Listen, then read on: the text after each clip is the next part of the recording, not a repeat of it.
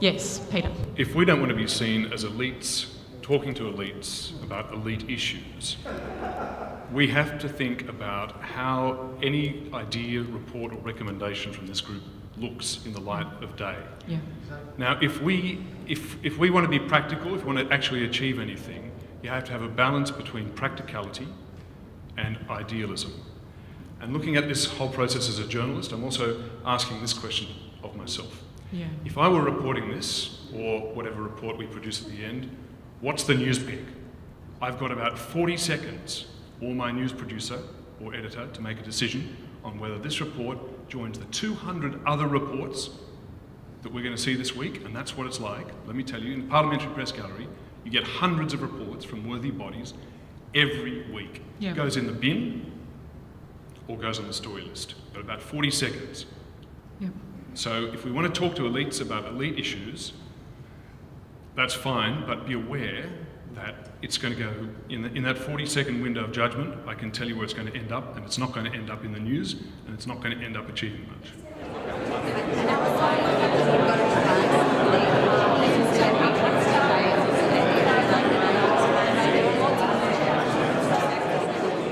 I was really optimistic at the very start, and I thought the first day was awesome.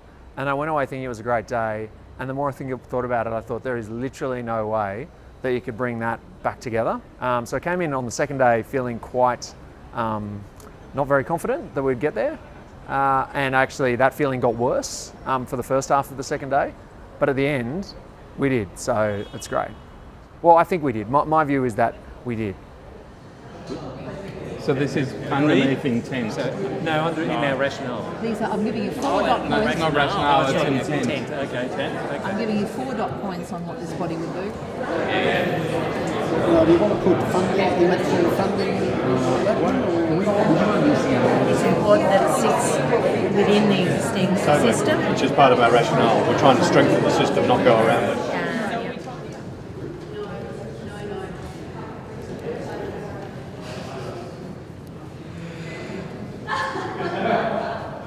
Rebooting Australian democracy. Rebooting Australian democracy through The Commission to Rebuild Trust. the in Commission Democracy. to rebuild trust. So this is the Commission one about rebooting Australian democracy, which has probably the largest group of people standing at it. This one, which is around the Citizens' Assembly, is that right? Constitution. On the Constitution. Policy making, evidence-based. Evidence-based policy making. Where are you, Nicholas? Are you here or here? And you consider them the same? Yeah. You guys consider them the same also, or no? Embedding deliberative democracy through citizens' juries and similar processes, which was that practical element you were talking about, Kate. Okay, so there. So I really like some of the ideas around citizen involvement, citizen juries. There's a real appetite for people to get more involved in decision making. And David, you're at education, so that an educated and engaged populace and government. We can start tomorrow, and we're talking about spending a little bit of money that potentially can improve, that can help inform our populace, so at least people are not voting blindly. And maybe it can go further, but we can start tomorrow and we can see what it's doing in a year and go, is this worth throwing more effort at, or do we kill it? That's a great idea.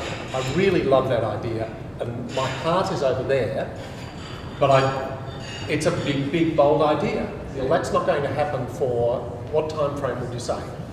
2 years, 3 years, 5? 3?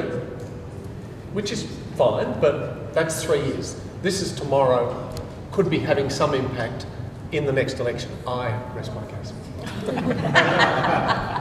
I entered into the whole symposium concept as a very embittered, cynical politician. And when you're talking about a base level of cynicism, it doesn't get much lower than having gone through the political system. And I've come out believing that this is doable because A, as Luke said, there is momentum. B, there is concern in the community because of the whole citizenship thing. C, there is a commitment from important people in the community to get behind it, and we believe it's realistic and doable. Yep. Otherwise, Maxine Campbell, I and others would not be investing our trust in this as a Okay. viable option. Great, thanks, David. Percy wanted to say something, and then I want to ask something about.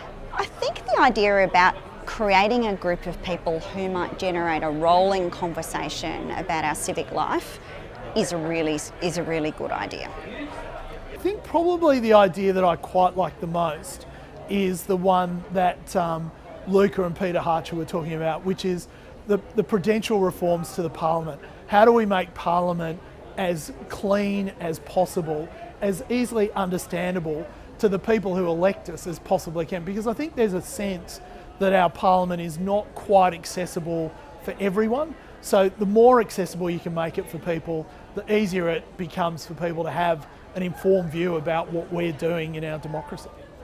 To say, when we started this process, one of the things that we were most keen to achieve was that sense of collaboration, the idea that you get a whole lot of different people in the room from different sectors with different life experiences, different skill sets, and I really do think we've achieved that. So I think the solving of the world's wicked problems is always going to be something that needs to be done in collaboration and with a sense of mutual and shared goodwill. And I think that that's something that's really, we've seen happen over the last 2 days. So thank you again, and over to Glenn. Thanks very much, Verity.